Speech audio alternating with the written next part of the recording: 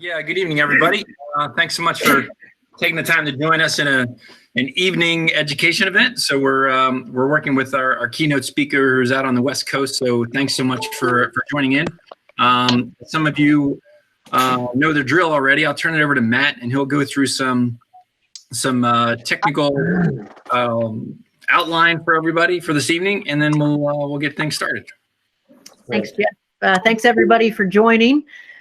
Just got a few housekeeping procedures just to go over really quick. We are recording this evening, so if you ever want to refer back to it, or hopefully you don't have to hop off early, but if you do, it'll be available on our YouTube channel later on in the week. If you have any technical issues, please use the chat feature up in the top right corner, and I will do my best to help you through those. Just be aware that most of the time the culprit is your Wi-Fi connection. Throughout the conversation or the presentation, if you do have questions that pop up, please use that same chat feature. It looks like a little text bubble up in the right-hand corner of your screen. When those questions come through, myself or Jeff will prompt Mr. Shoemaker. If everybody can remain muted while they're not speaking, that would be ideal, so there isn't any background noise and no distractions. Additionally, if you do have a camera on your computer, if you don't mind turning that on, that would be great. That way, since this is a conversation, it'll be a little bit more personal. Additionally, there's a button down at the bottom of your screen I'd like you all to avoid hitting. It says present now. Please do not click that, as that will share your screen with the entire group. And finally, if you called in via telephone this evening, please send me an email at mfrey@pgahq.com, where we can make sure you get your MSR credits for this evening. With that, I'll turn it back over to Jeff. Thanks, Matt. Well, this evening came about through a conversation I had with Mr. John Poole and our MC, our introducer this evening. He is a past president of the section and a section Hall of Fame member. I'd like to call on Mr. George McNamara to introduce our keynote speaker for this evening, if you wouldn't mind. Yeah, thank you, Jeff, and welcome everyone, and good evening. Just a couple observations. I've been training with Fred for the past 17 years. I've probably been to maybe 35 programs, if you count the ones out in Palm Springs and individual programs. And I want to give you some observations. Fred is an amazing coach. He has a capacity for creating an environment that's safe, where learning just simply thrives. I've attended so many programs, and I can honestly say none of them are the same. You know, can you imagine giving a golf school and not having an agenda or a textbook? The agenda comes from the participants, and that's really a cool thing. It's really different. When Fred coaches with empathy, you know, he's empathetic to the student, and he's really the only person I've ever seen that has no ego, or at least checks his ego during a coaching session. It's really pretty amazing. It's really been my pleasure. It's helped me so much personally and professionally, my connection with Fred over the years. Some of the things that we do with lessons that are kind of a little bit different. You know, we have the possibility of coaching focus and concentration, or coaching your student how to handle the voice in their head and not have it affect their golf or life. Learning how to learn. How do people learn? Coaching your spouse without a divorce. How to handle failure, which we all know failure is essential for learning. And yeah, you know, you ever coach anybody on listening, which is an amazing skill. All those things are just life lessons, and I think adds to your lesson. Fred has no stranger to the Philadelphia section. He's given programs at Brandywine and Penn Oaks, Manufacturers, Stonewall, Bluebell. 2 years ago, he gave 2 programs, sold out programs at the Golf Zone. The feedback was just incredible. In the program tonight, I know there's some people that Fred has touched and coached. I know John Poole and Meg Donahue, Harry Hammond. I think Mike Caldwell is here. David Linkhorst, Tom Farrell from the workshop, I think it's on there, Jeff Klein, Mike Pokovitz. I hope I pronounced your name, Mike. I tried to pronounce it. I tried to say it a few times. I'm sure I got it wrong, but forgive me if I did. Fred is also coaches the Canadian PGA. He does a lot with the European professionals. He's presented at the National Teaching Coaching Summit twice. And just my experience is an amazing coach. He offers something different than most coaches. And Fred, with that, welcome back to the Philadelphia section. I know sometimes you say that the Philadelphia section is the East Coast hub of extraordinary golf, and we're very proud of that. So welcome. Thank you, George. So George, I just want to say something about you that I'd like to consider that each person on the call tonight could take a look at. You have a certain openness, and that's a gift you give to someone else. And most people have their belief systems, and when something is counterintuitive, they shut it down. And George, I noticed that you don't have that, so I do appreciate that. And also considering the experience and the wisdom of the people on the call, an hour is a daunting time to be able to see a new possibility. It was 1978, and I went to do a talk by a fellow named Timothy Galway. Thank you. Good night. Good night. And sometimes you never know the talk that's going to make a great difference in your life. And this one did, that 1 hour.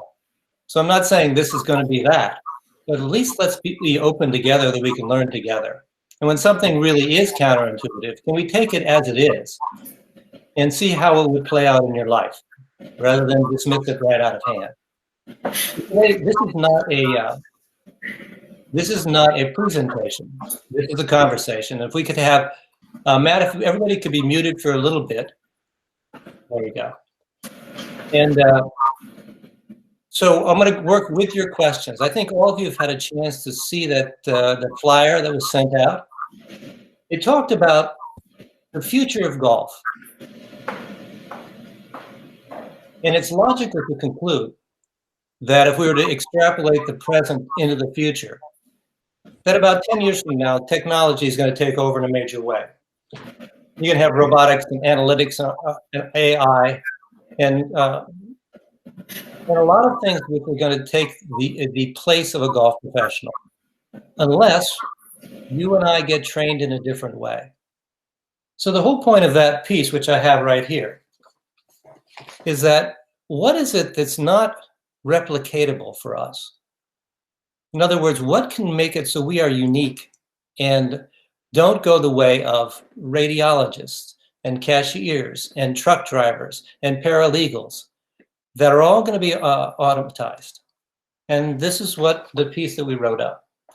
And I'd like to work with you with whatever you could see that you have an interest in and a question in about what trainings are possible for us. What can we look at? What different points of view can we have that would make the greatest difference going forward? So at least we're forewarned about the future and see what directions we need to take in order to make a difference there. So please, why don't we start? Is there any questions up so far, guys?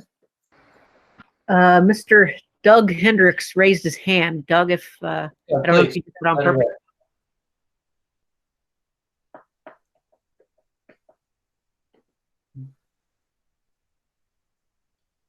So Doug probably is muted, right, Matt? Yeah, he's not. Okay. So just kind of, guys, let's create it together. What do you say?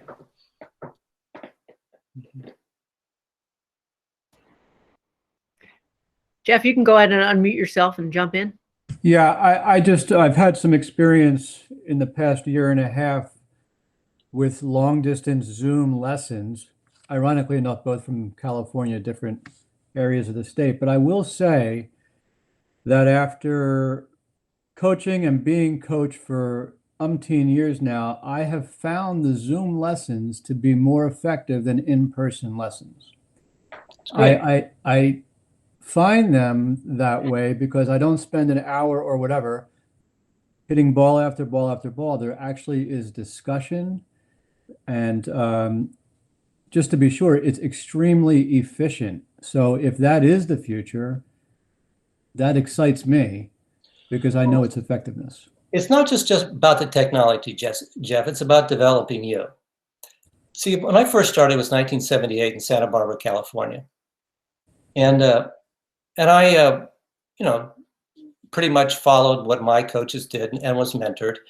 And I gave lots and lots of golf lessons at a place called Montecito Country Club. And I realized after a couple of years, I wasn't making much difference at all. People got a little better, a little worse. And I could see into the future. And I said, if I just keep doing what I'm doing, it's going to pretty much stay the same.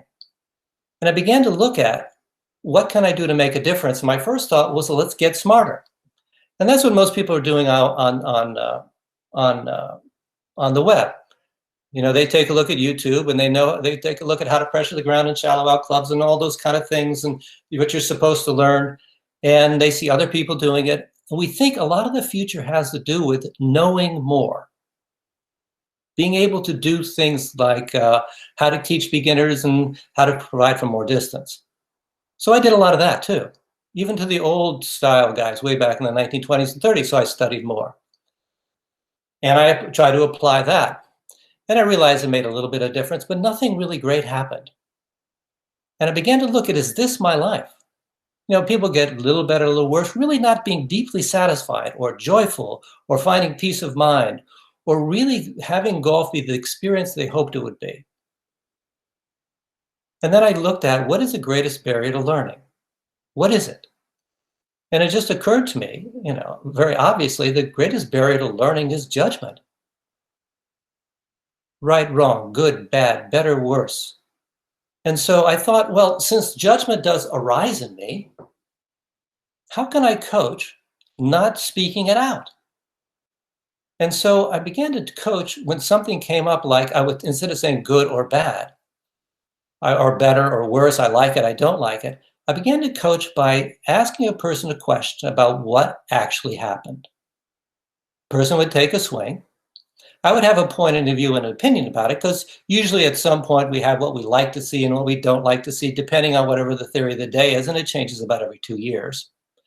If we have another YouTube video saying to someone how to shallow out the club or use the ground, we should be arrested probably. So, and I thought, okay, what can I do with this? And people began to tune into their own experience more. And something started back then that the foundation, at least for me, what I see the difference between coaching and teaching. Teaching is something like, I have something, I have a model, and I'm going to put it over there. It's very common. It's done about, well over 90% of all golf instruction is teaching. Teaching, the teacher creates a model, tries to impart the model into the student's head. The teacher is the arbiter about good and bad. The student swings, the teacher comments. It's very much done everywhere. And even though we know through every learning video, every study about how people learn, this is the slowest way to learn. And even though we know that fully, we don't usually break from it because it's very common and we know that, and we think we just need to know more.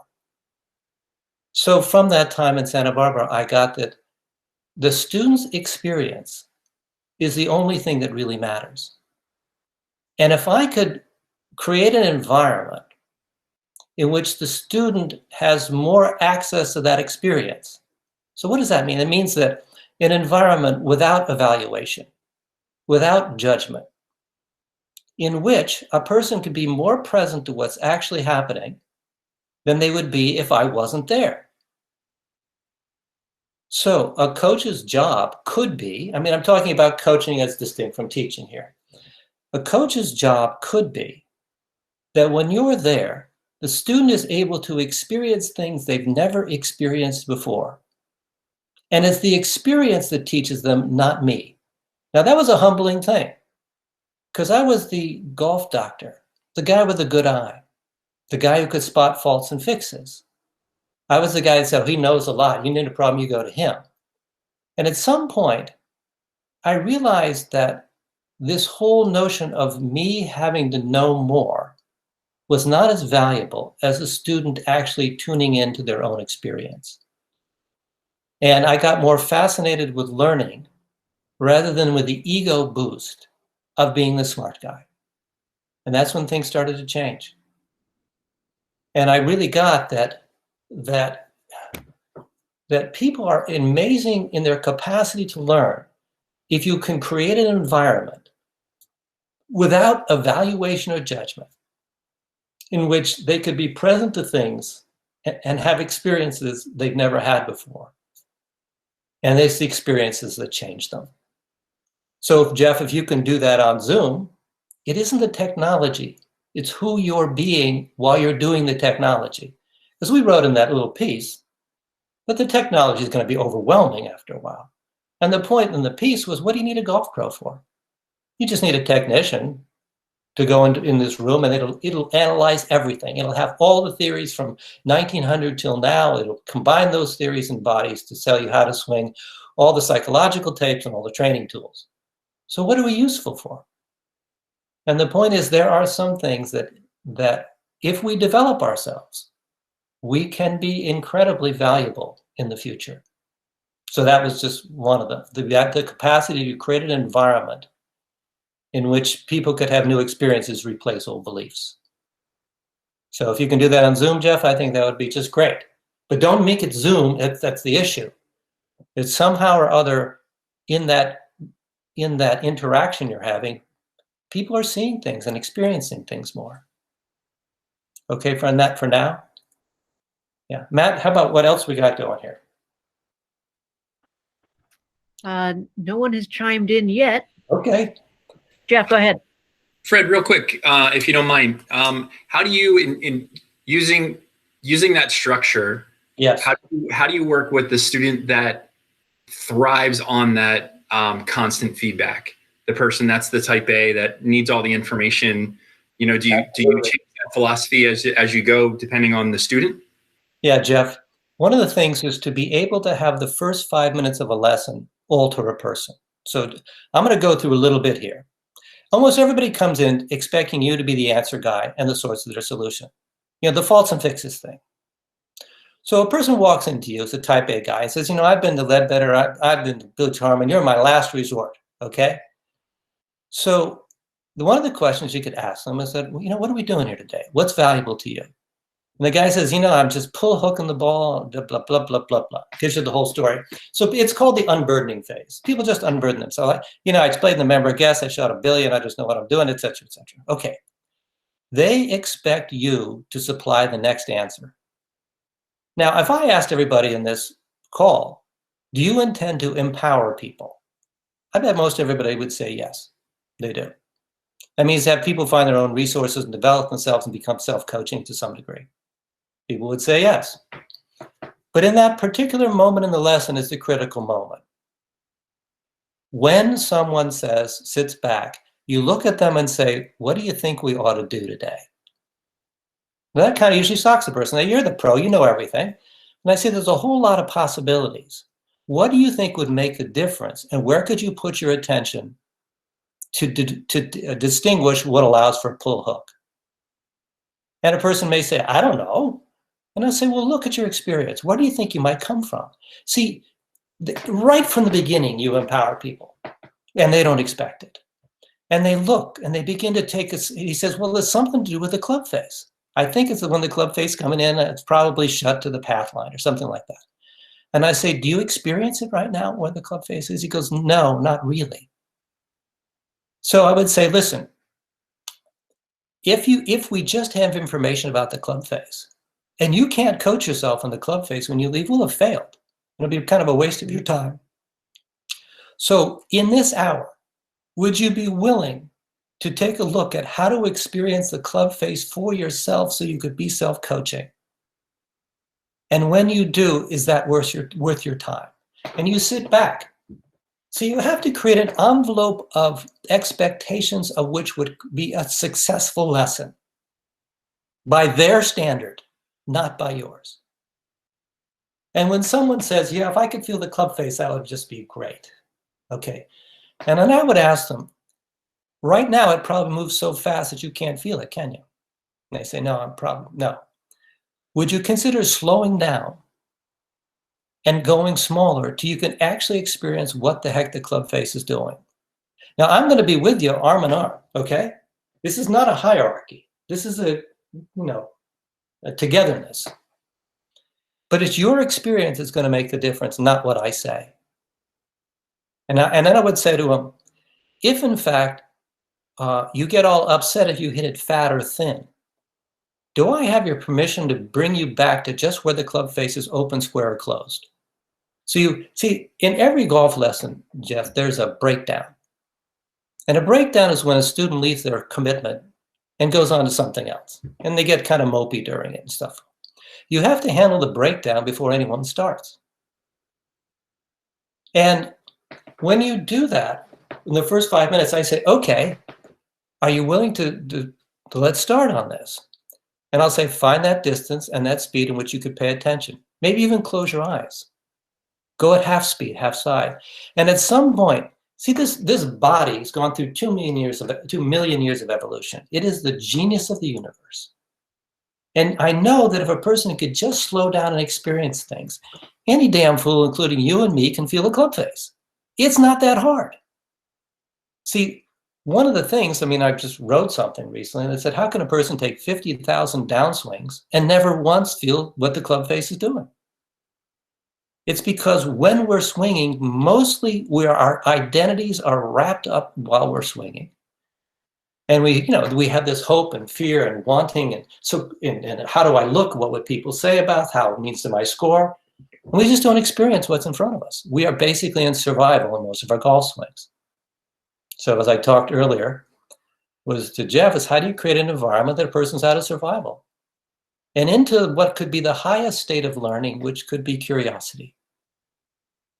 If you have that, my experience is to shut up. And you notice that that's a rare thing in a golf lesson when the coach or teacher is actually not talking.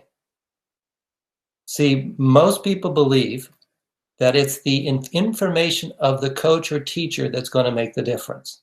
And that's called teaching. But there comes a point when you might realize in life that it's the experience of the student that makes a difference. And how can we allow for a hyper experience with the capacity to sense more?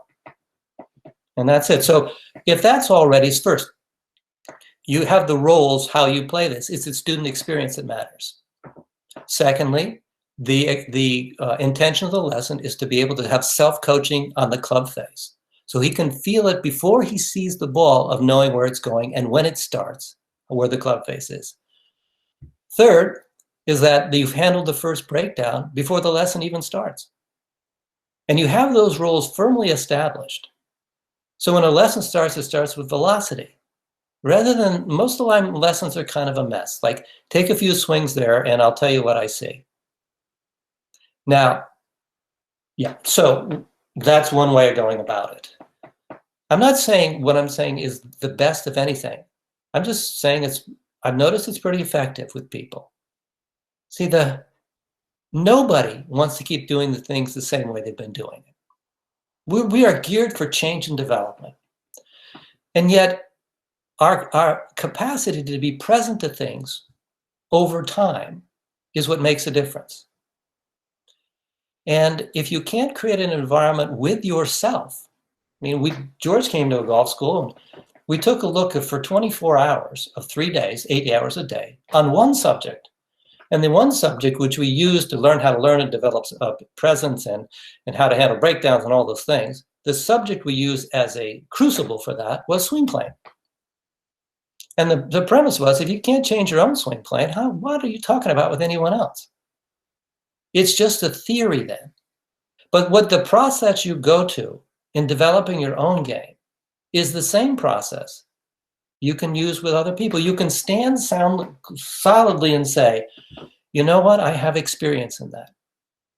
And my experience is what I like to speak from. See, what makes a person a great coach or teacher is not using the knowledge of other people. That will only take a person to a certain level, and after a while, students know that. To use other people's knowledge is not making a person great. See, then what makes a person great is discovering it for themselves, both teachers and students. See, when you discover it for yourself, you own this. And you can stand solidly and say, I have some experience that I'd like to share. And then maybe the students begin to share their experience. And we're used to going to seminars, listening to what somebody has to say, writing down a few bullet points, and trying it on someone else. And I think there's a big missing in that. And the big missing is your own experience of what's actually happened, what you got to go through in order to make the shift that you want to make. Is that making sense so far, Jeff? Okay. So I'll just continue on a little bit with that.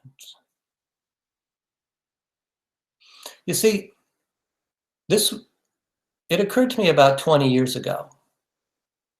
And it exists for me clearly now that I do not see anything wrong with golf swings. And I've done, about 50,000 individual lessons in about 1,000 golf schools or more, and a lot of other workshops. And it took a long time before I see nothing wrong with the golf swing. When you say that to a group of people, they mostly think you're an idiot. But when I see golf swings now, they occur as the following. There are simply blind spots, and then the solutions the body makes up in order to have it work as best as possible. You have blind spots and solutions. So let's take an example. You swing the club up at the top and the club face is wide open. And a person doesn't experience that. That's their blind spot. So most of the people you will coach will leave their weight back to give the club more time to close, or they'll stall their body out on the way down and flip it over, or they'll have a whole number that come outside it and cut it so they can hit a pull fade into it. So those are the solutions the body makes up. But instead of hitting a 7-iron 140, they top out at about 120 and always wonder what happened to power. So see, given the fact that all of us have blind spots, and not just in golf, we have them in life. You've been to seminars where somebody talks and you can see they're off point. They're kicking the ball backwards, but they're the only ones who don't see it. Or you've been in a seminar room where somebody's dominating someone else in the let's say in a business meeting, and everyone knows it but them. Those are just blind spots. These are not bad people. These are people simply with blind spots like you and me. I've had a chance to work with quite a number of really nice players, and their blind spots are far less than the average players. That's all. So if you at least held that as a possibility, there's nothing wrong with golf swings. There are things that we don't experience, and then we make up solutions for them. Like suppose a person comes over the top and hits a cut, and then their buddy says, why don't you come down from the inside a little bit more? So now they come down from the inside, but they cast the heck out of the club and they hit it, 6 inches fat with every shot. The solution, they'll probably pull up or raise up out of it, and they can kind of pick it off the turf, but that's the best they can do. Those are blind spots and hence solutions like that. And that's what we do. So the game could be simply that to be able to make things that were unconscious and make them conscious. It's like George talked about listening. I mean, we did a whole 3 days on listening with a group of people, and we saw, each of us, mostly were waiting to talk, or patiently waiting to talk, or while someone is talking, we are judging and evaluating them and not actually getting their experience. So there's a difference between that and being in the person's reality as their reality, being able to let go of your judgments and evaluations, be able to recreate where they are in their world and have them known that they have been fully gotten. And when that happens with a person, there's a certain completeness to their conversation. They're willing to start into something new. We don't have the time to go into that fully tonight, but most people don't get that we don't listen. And listening, in my experience, is one of the greatest changes you can make that makes a difference in a lesson. So going back to that piece again, that the body is always, always brilliant. It never does stupid things. It doesn't lift up and come over the top and stall and flip and get stuck inside because it's stupid. It gets those things because it's brilliant. You know, just even considering one possibility that perhaps the yips are not a problem and the stabs and the flinches that many people quit golf for are not a problem. My experience, they're a solution. So just to say it this way, if you have a 30-foot chip shot and your body energy and club energy is only giving you 20 feet, and you don't know that it does, the only thing you've got left when you come into the ball is that little stab that flinches into it, and you might knock it across the green or stab the ground, but that's a brilliant solution the body makes up in order to at least give you the possibility to do it. So you cannot solve problems with the same mind and the same point of view that the problems existed in. You have to take a look from a different point of view. Perhaps yips, stabs, and flinches are a solution. You know, if you have a putter that points to the right and you don't know that it does, you'll start closing it, and almost everybody who points to the right misses more to the left. And you'll have that little flinch where the club does that and flips over, and it drives you crazy after a while, and you can't stop it after a while because it becomes full focal dystonia and it gets you in your hands. But that's not the problem. The problem is the initial thing of the blind spot. So a long answer to that, Jeff, is that when someone who is the type A, who wants answers for everyone, tells you the last resort and you got to fix them, if in that first 5 minutes you whack them upside the head and they can see they possibly can make their own solution here, and that may be the only thing that when they leave could make a difference, the long-term difference, I find that people are okay with that. But you have to see, you can't give away what you haven't explored for yourself. It's just disingenuous. If you find that you have stuck in there with yours and you have gone through the changing of your brain, you have gone through the mind saying, this is difficult, I want to go back to where I was.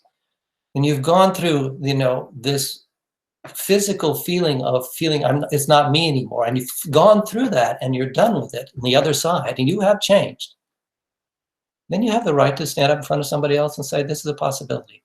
I know how I've been through it. It's just a kind of a cool thing. Okay, that's a long answer for that, but the questions seem to be sparse, so fine. George, you can go ahead and unmute yourself and ask the question. Yeah, Fred, could you talk a little bit about the importance of dealing with your students' point of view during the course of a lesson, and your experience with that? Yeah. We think that our belief is the way the world is. We all have a certain point of view. I mean, you've certainly seen the election point of view. It's very powerful. And we think that, of course, that car is great and that swing is not so good, and that, you know, that shirt is an ugly shirt or whatever. We have all sorts of points of view. And we think the world is a certain way. So I got coached in maybe 25 years ago. This is going to be a hard phrase, but I like you to hear it as I'm actually saying it in the way I'm saying it, is that there is no is world. There is no is world like it is. It's all made up, 24-hour, 7 days a week fantasy, the way it is. And I lived in Africa for 2 years. And when I was in Africa, Muammar Gaddafi, who was the new Satan for America, he was the head of Libya, was the great savior of Africa, the strong man who cared for Africa. 300 million Africans liked him, 300 million Americans hated him. Who's right? So we have a certain point of view. And because of that point of view, we have automatic reactions to the way things happen in front of us. See, people say this is the way it is. Almost no one says this is the way I have been shaped to see the world. This is the way that I've been molded in a point of view that I have. See, one of the most powerful things that a coach can do is offer different points of view that empower people in what they're up to in life. So I'll give you a simple example like this. Typical golf school, person goes out and says, we're gonna work on hitting 5 irons. Fine, great. So he hits a dozen of them, and the person comes back, and I say, how was that? And the person says, I sucked. Didn't really hit one of them very well. And I said, is there any other possibility of seeing it in a different way? And when you say that to people, most people think you're kind of a silly. What do you mean? This is what happened. This is what is. And I'll say, okay, so can I be you? We'll just call him Bill. And Bill says, I guess so. I said, hi, my name is Bill. I hit 15 5-irons. I mishit all of them, went into resignation and lost energy. That's my truth, so to speak. And he said, I asked Bill, is that true? And he said, yeah, that's true. I said, Bill, is there any other way you could see it? And he goes, I don't know what you mean. I said, okay, how about this? Hi, I'm Bill. I hit 15 5-irons. I mishit them all. I'm not changing the facts. However, I'm starting on solid contact. 5-iron is challenging on solid contact. And I know if I get through this, it'll change everything in my golf game. Can you hear an empowering context? Hi, my name's Bill. I did the best I could with the awareness that I have in the moment. I gave Bill 5 different contexts that were all more empowering than his. But we live in something, I'll use the word context. Context is like the salad bowl that holds the salad. It's the basis of our thinking and how we see the world. You see, one of the things about coaching is to create a context someone never saw coming. And from that, they're able to see and operate in the world in a different way. It's like, how do I say it? When someone really transforms, and I use that word as a big word, and I'm not using it lightly because I've seen it happen. Some people who have that kind of courage. When someone transforms, the world doesn't change, but they live in a different world. And that's transformation as far as I can tell it. See, when someone really shifts their context, there's a difference. Like, Matt, you live in a world in which you have a default context for everything. You see something like traffic, guy cuts you off, you get bummed out. Okay, somebody takes your parking space, it's upsetting. Long lines.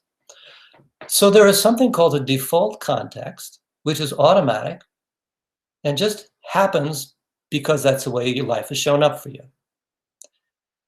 So we've done 11 years of a mastery program in which you take a small group of people from anywhere from 2 months to 6 months and work with them. And the one thing we work with is to create a default context, to replace it with a created context. Something you invent for yourself, like this. I used to step to the first tee in every golf school. I've probably played with 500 golf schools. You step to the first tee, and everybody looks at, this is old, what's his name? I wonder how he's going to hit it. So I step up there, and my mind would say to me, if I mishit it, it'll invalidate the day's work, and I'll look kind of like a putz here, okay? Normal. And it was about 15 years ago when I really got, this is the best thing I do in life. I don't do anything as well in life as hit a golf ball. And I love doing it. And, as like God, I know there's people who play lots better than I do. I'm not messing with that. And like gospel singers love to sing. And artists love to paint. I love hitting golf balls. So golf became for me in a first tee, instead of this protection of my ego and my self-concept and my image, it shifted it to a created context that I get a chance to express myself here. This is home for me. This is where I live. Let me play. I want to play. And the whole thing shifted for me, literally like that. And so what George is saying here is that I've been trained to examine my belief system, my point of views about basically lots of things. And I realized that I simply, if I could have a point of view rather than it have me, like I like, let's say, electric cars. It doesn't mean anything like it's just an opinion. It doesn't mean we all have them. Doesn't mean it's better or worse than anyone else. Okay, now, but the art to this is to see the point of view or the opinion or the belief that you have. And to not be bound by our belief system. And to be able to create things newly and freshly for yourself. Like 2 carts are coming up the 18th hole. I'm sitting with 4 people on a balcony, looking at them. The first person says, boy, they should get out and walk. Those guys are overweight. The second person says, Where's diversity? There's no women out there. Let's have diversity. A third person could say something like, boy, they hit it farther than I do. I just never hit it very far. I'm just not good at all. And the fourth person could say, just looks like four guys having fun together. See, these are all automatic that come with a person's heritage, culture, background, family, the way they live. But suppose you decide, each of people on a call here, you decide that no matter what in life, I am going to empower people into what they're up to. I'm going to make people's success my personal responsibility. So, this was 1981. And I go to this guy, Tim Galway. And he said, what are you up to with golf? What are you interested in? And I said, what I'm interested in is empowering people. He said, what are you not interested in? What do you don't want to have happen? I said, I'm not interested in fostering dependencies nor looking good. Because I notice a lot of my peers really talk mostly just about looking good. And he says, okay, tape a golf lesson. So I put on one of those old tapes back then, pushed the tape on, and did my golf lesson. And I remembered it was on. An hour later, I turned it off. We went back I met with him later, and we went into a room, and he put up two big whiteboards, or flip charts. And he said, what is it you want? I said, I'm about to empower people. And what is it you're not about? And he said, not about looking good or fostering dependencies, like I only hit it good when I'm in front of you, pro, and I wish I had you in my pocket, those kind of things. So then we turned on the tape. And the first thing I heard on the tape was a golf ball being hit it. Whack. Then I said to the student, that was a wonderful shot. And Tim Galway turns off the tape. So I wondered, why did he turn it off? And he said, why'd you say it was a wonderful shot? I said, well, I want him to like the shot. He said, what was the lesson about? I said, the lesson was about feeling the club head. So he said, why did you say to him, it was a nice shot? I once again said, I want him to like the shot. I said, why did you want him to like the shot? He said, and I said, I want him to enjoy the lesson. Why'd you want him to enjoy the lesson? I said, I want him to like me. So he said, I'll put that up under fostering dependencies and looking good. And we went through that whole hour, and after 10 minutes, I wanted to crawl under the table. Who I said I was and what I actually did in life were not connected in any way, really. And it began to have me watch what I'm actually saying in a lesson. I don't know if you guys watch a lot of lessons from other people. I've had a chance to watch my fair share. Mostly the professional talks. It's about 90%. They offer good and bads. Nice going, that was better. Give me one more. Stuff like that. But I would just, offer a small challenge to anyone listening. What are you about? Why do you do what you do? What's the purpose of it for you? Is it just about getting an income? See, if you're asking to be really, my sense is I've seen some people in fields who are great at what they do. And the source of greatness, as far as I can tell, in any endeavor, including ours, is to be committed to something bigger than yourself. Bigger than your hopes for notoriety, for money, for acclaim, for, whatever. And for people who have that, they're the people who find passion each day in what they do. And also people who pull themselves up when you feel like you have no possibility, your inspiration is blocked, and you feel like you have no energy. That's what pulls a person through. So I'm not saying you have to be committed to something big to yourself. There's nothing wrong with being committed to yourself. But I just don't see it produces the greatness that people are really after in this world. So if people walk away from a golf lesson telling you how great you're not that good.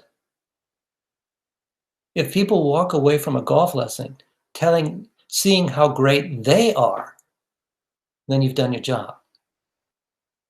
And I know it's not so easy on the ego, but really just what are you about? See, the fundamental for a teaching professional is, why do you do what you do? What is the purpose of it all?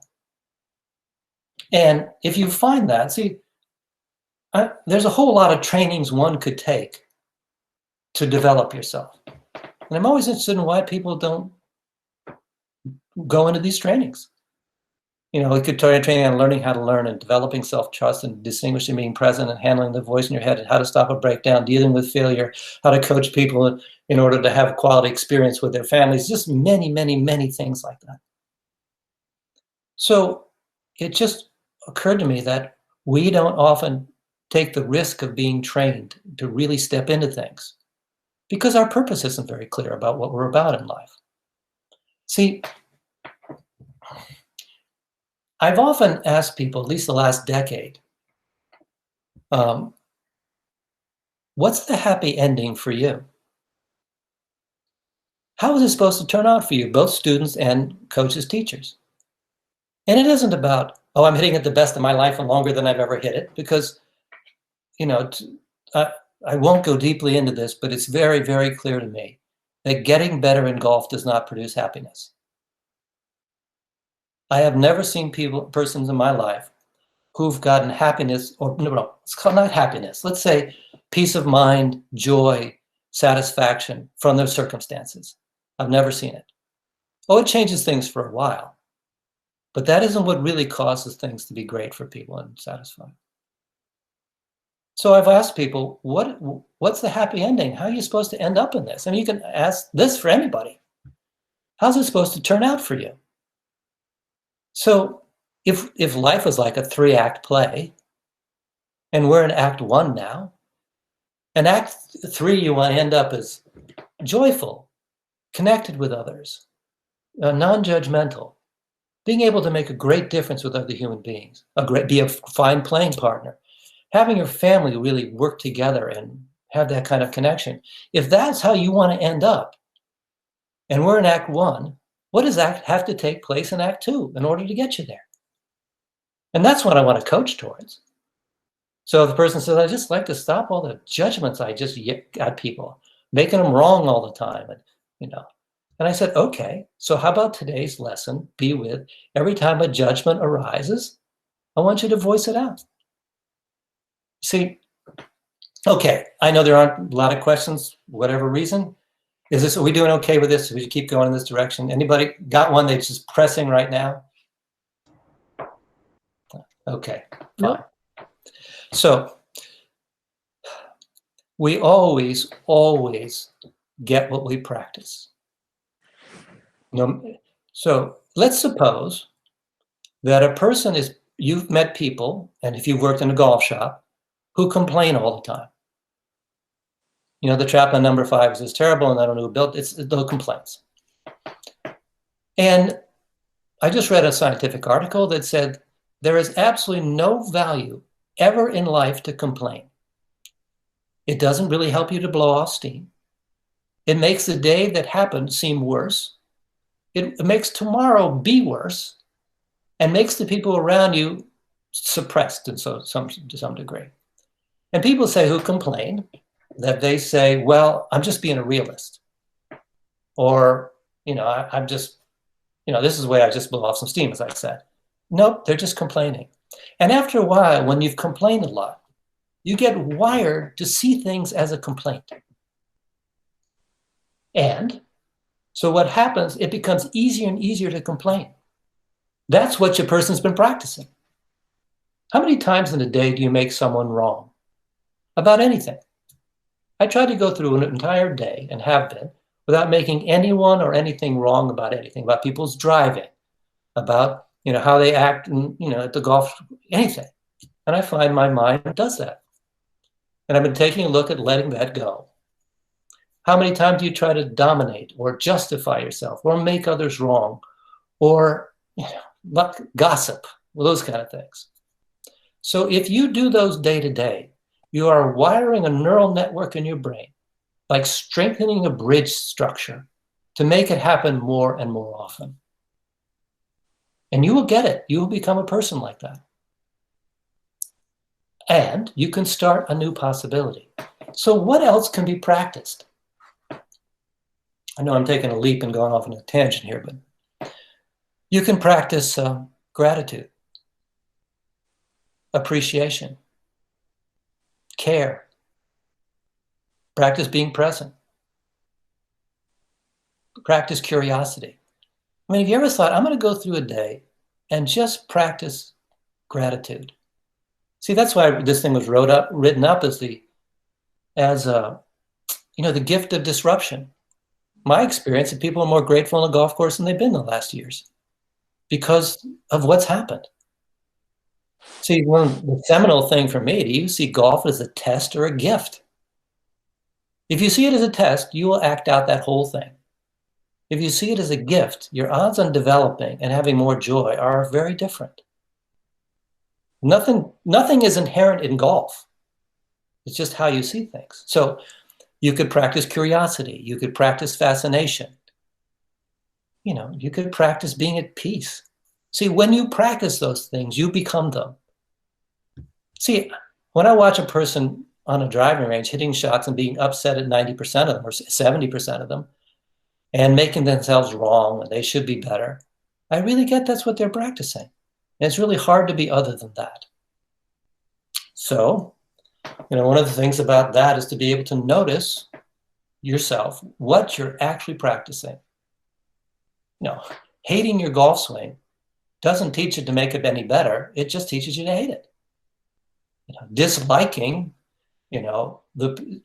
life, doesn't make it better. It makes you just trains you to dislike. There's no cause and effect in these things. You get exactly what you practice. I mean, there's no flip side of cause and effect, no inverse relationship to it. So, okay.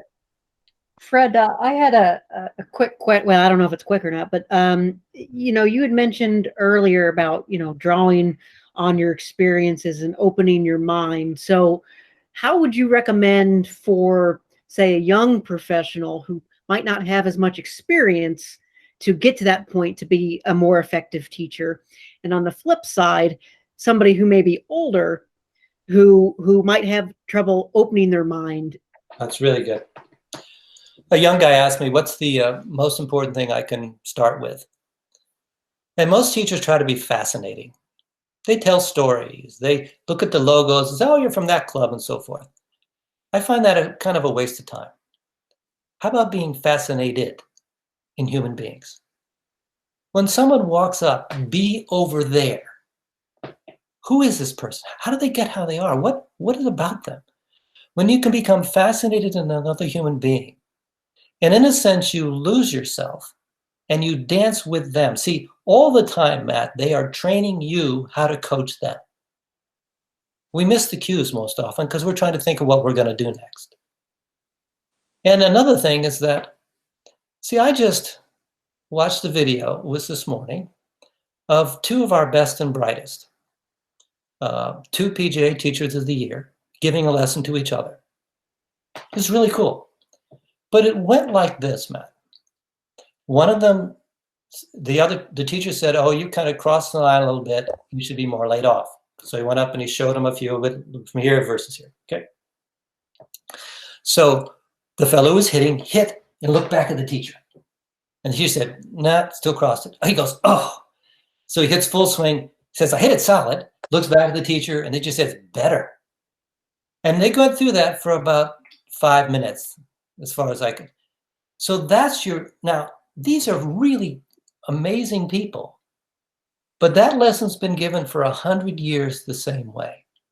Teacher arbiters, student tries to look, student asks the teacher what happens, and like that. And I'm saying that if you know that it's the student's experience that matters, and then when it was like in the 4-minute mark of this video, the guy who swung said, could you take a video? Another person there took the video. And you'll notice when the teacher said that was better, they were actually lying to the person because it was still crossing the line. And the teacher backed off from it before the students saw the video and said, well, that one kind of crossed the line a bit. But you could see they were all crossing the line. So one of the things is, can you be fascinated in people as a young person? Can you get that, just be straight with them? Can you also say to draw on your experience and be really honest about how you are in that? And if someone says, well, how should I start the club down? You can say, you know what, I don't know. That's 3 words that people don't like to say. I don't know, but let's explore together and find out something that's effective for you. Kind of simple like that. And as people get older, of course, we get more, I'm 68, we get more rigid in our beliefs. And sometimes I can fall into the trap of, I know, and this is the way it is. But if you could say, see, once you get solid in a belief system, the world goes by you. And can I not make anyone wrong, but be open to what people have to say? Really, even that lesson from the 2 Teachers of the Year, nothing I can learn in that lesson. So, see, Tim Galway said to me, it was 1978, he says, you can tell a person's age by the pain they encounter when they meet a new idea. See, I love watching young players now. I just love it. I mean, if I am going to develop myself as hitting the ball more powerfully, they're my coaches. So, it's not easy to say, I don't know my ass from first base. And I have experience. But I think in both those things, it's amazing if you can open yourself to that. See, being open is a gift. You can't ask people for it. They can only grant it to you. And that's the biggest gift. That's what I mentioned about George, and Harry and John and Jeff and David on this call. Their openness is like a gift for someone showing up there. And you think, oh man, if something really great happens, you're a hotshot teacher. No, it happens because they were open and took it on fully like that. So, okay.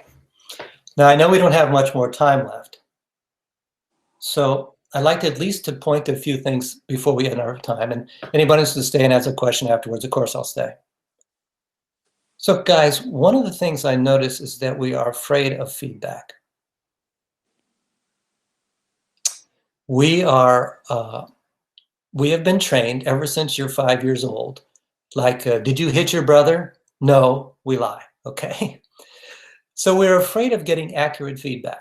Very rarely does a coach watch another coach and give them an assessment of what they see. How many people watched you lately?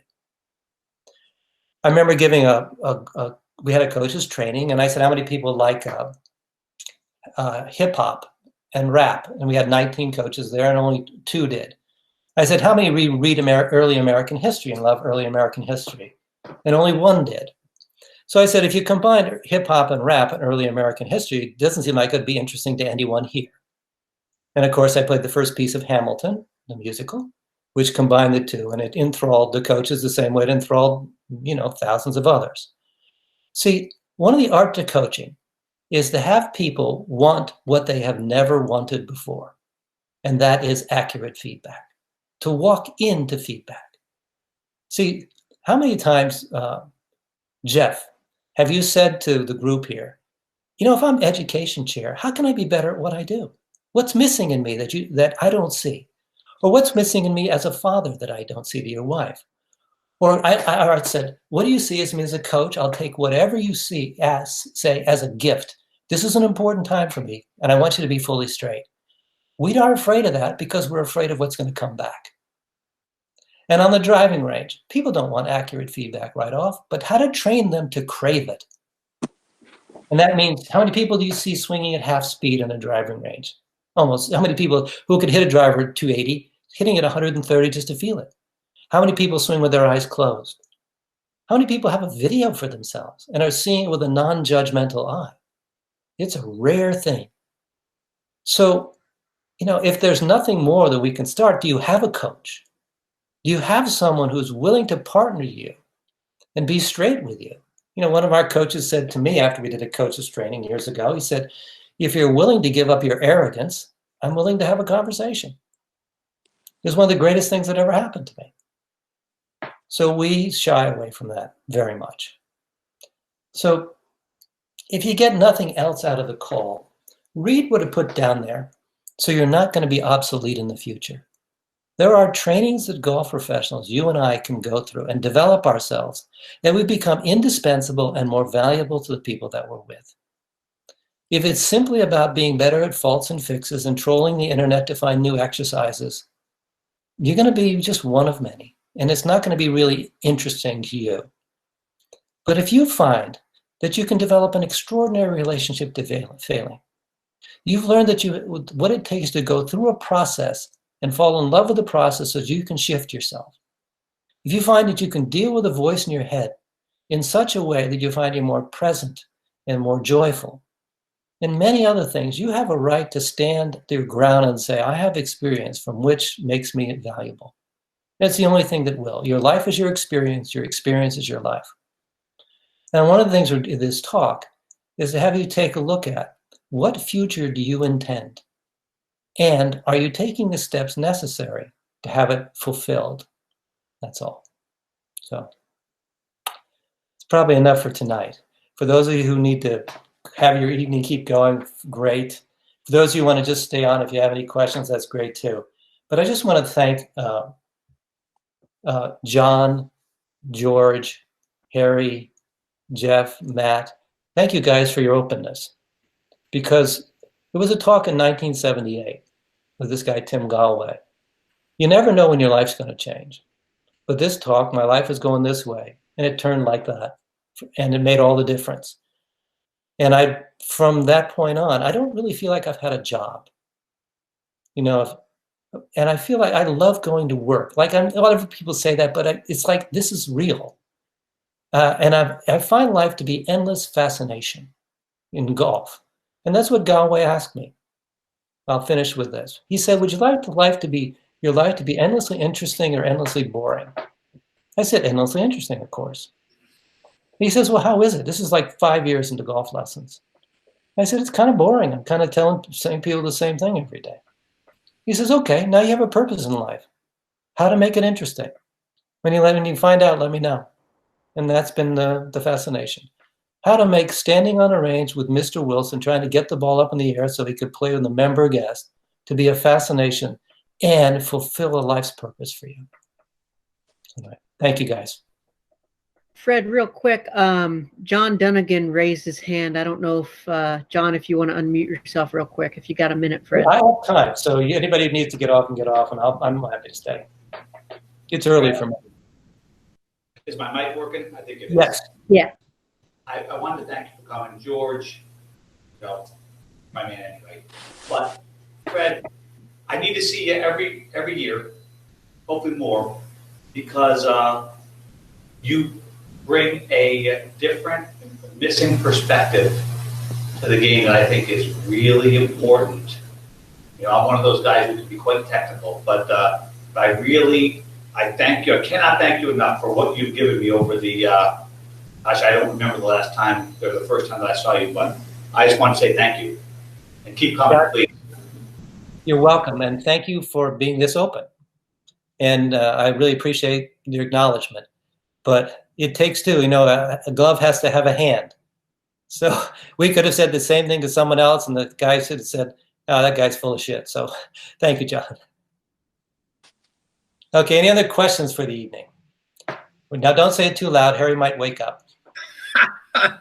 Fred, real quick. I guess I'd like, and if you don't want to share, that's fine. But how hard was it for you to get out of kind of that status quo? You know, once you had that meeting with Mr. Galway, you know, did you have times of self-doubt, like this is crazy? You know, as you kind of worked away from, I guess, what you might call the status quo. Yeah, you will. You don't have to. I'm not asking people to do what I did. I'm asking them just to take a look. How does learning actually happen with someone? How does it happen with you? So many people have learned to become really nice golfers by the time they were about 20, just by their own experience and feeling things, and they teach something completely different. All of a sudden, they go to some method. And so just be yourself and grow the speed you need to grow. But there's something also about, Jeff, is that to have an urgency. You know, they say it takes a long time to learn a language or to program a computer. But you can really develop this thing. I mean, everything I've ever read in neuroscience, everything I've watched about learning says the slowest way to learn is to have somebody dictate from the mount a model. Everyone knows that. But it's hard for us to break out. About this coaching notion has been fully involved in PGA for 15 years. But my experience, it rarely happens. Mostly just really nice people telling people what to do. And saying to them, if you get better, you'll be happier. Well, we have 10 years of mastery programs to find that what really people love is to be involved in a process that they love. To know there's no end to this, but to know that each day I can develop myself and grow. There's no getting there, it's just being here. And to be able to, of course, to create context and how this whole thing works. So, see, when people just fall in love with the whole thing, that to me is the winning. I practice this afternoon, and I will be out there again tomorrow morning, and I can hardly wait to get there. I'm playing the best golf of my life. And what I notice is I have a little more awareness than I did last year of smaller things. I'm a little bit more present, and I forgive myself for being an ass more than I was. That's about it. So those kind of things. So yeah, don't copy anyone. Really just ask yourself the big questions. How does this happen? And be straight with yourself. See, one of the things about, can I just go, I'm going to say a couple more minutes. Would you mind if I do that? Okay. Anybody who needs to leave, totally cool. You see, each teacher walks in with a certain context. Mine is, I wonder what awareness is missing, the presence of which would make a difference. That's the context of 30 years ago that I thought would make the greatest difference. I wonder what awareness or what blind spot they have that would fill in that would make the difference. Okay? That's a context. It's a created, invented way of doing a golf lesson. There's another context would be, I have to fix them. So if you have to fix them, you will see people as needing to be fixed. You will see people, the same people, as helpless and needing to be fixed. I'm the fixer, okay? That's a context, and it makes how that you see the world. Another context a teacher might walk into is, they're paying me for information. So that's the guy who never is quiet, who you're 10 stalls down is hearing all the time talking after every student's shot. Nothing wrong with the guy. He's living out of the context. They're paying me for information, and the more I get out there, the better. That's a context. I don't find that one very helpful. Another one is be positive. And a guy duffs a shot. You can see he's just completely lost. And the teacher says, that's okay, you're doing great. It's a lie. If you actually said to the person, how are you doing with this, really? And have the person just be able to say, I just suck, I'm lost. And you start from there, it's a different way. But this idea of be positive, it's mostly for negative thinkers who want another overlay. It's just more stuff in your head. So I'm saying that context is more important than content. And the guy who's given the lessons to the men's club chairman, who, like, the typical one is he has to hit it well by the end of the lesson.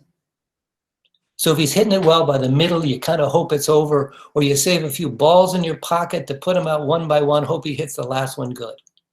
That's a context. It's like a comedian trying to get him out the door with one happy joke. And it's no real development. There's no real creation. It's just I hope he ends up happy. And that's an exhausting way to give a golf lesson. Most of the other press are. So for me, I realize I'm going to do this for my life. I have to have a context that empowers me, them, and makes a difference. And the one that made a difference for me is I wonder what awareness is missing, the presence of which would make all the difference for the person. That's all. It just makes it more interesting. Yeah. Anything else, guys? I'll take a little moment if anything else does pop up. I'm only assumed that either you're stunned into silence or it's late. Just one last thing I want to talk about these last 9 months is that, do you see golf as a gift or do you see it as a test? And I see more people seeing golf as a gift now than ever. You are and I are so fortunate to do this. And we forget that in the middle of the round when you can't hit it far enough or you're hitting it fat or something. But the people who see it that way are way more present and way more available with other people. I mean, one of my things is life, I just want to be a good playing partner. I want to care about other people. I want them to know that I have witnessed them and I hear them and I'm with them. You know, I've played with some of the best people I think in the world, and they treat people like a potted plant. Like, you know, I played with my wife and I played with the best player in Canada. His coach had said, maybe he'll ask you to coach him. So we played 18 holes and he didn't say really a word to either of us. We got to the 18th hole, finished, and he said, well, why don't we go into the bar and have a drink? And my wife said, why? I said, perfect. So when it's all said and done, wouldn't you just want to be a great playing partner for other people? Some people just say, you know, when I'm with that guy, I feel better about myself. I just like him. I like hanging out with him. And that would be letting go of all the stuff in your head and just being here present. So That's how I feel about Chip Richter. You know, my life's just better. My life's better with Chip around. well, Chip's got a dog. I saw his dog come up, and as soon as I saw that, You got to be a good guy, right? Yeah, got his dog hanging around. So anyway, thank you, everybody. Jeff and Matt, Chip, George, John. Harry's probably not Harry. I'm trying to poke him, Fred. I'm poking We Harry would take now. a picture of it. Yeah. Thanks for being on. Harry's in his fifth dream by now. That's what hard work looks like right there. That's what that is. That's right. Now that's a context, Jeff. You just Right. gave the context that empowered you and Harry. That's what hard work looks like. Hardest working man in golf right there, Harry Hammond. Oh, my goodness. Well, Fred, thank you so much for taking the time. I know you're incredibly busy, and we appreciate you making the time for us out here. Once again, thank you to John and George for once again making the introduction and making this happen. Fred, please pass our thanks on to Joe for all the help in setting it all up. Okay. I can finally tell John that he's been sideways the whole time.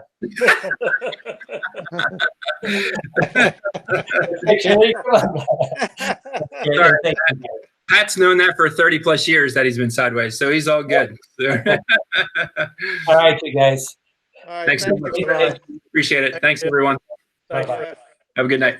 This is available for, can we get a copy of this, you say in the beginning? Yeah, it's going to take a little while for the video to download, but once I have it, I'll get it up onto YouTube, and it'll be available on our YouTube channel as well as our website.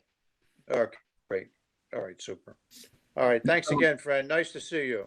All right, John. Nice to see you too. Sweet dreams, Harry.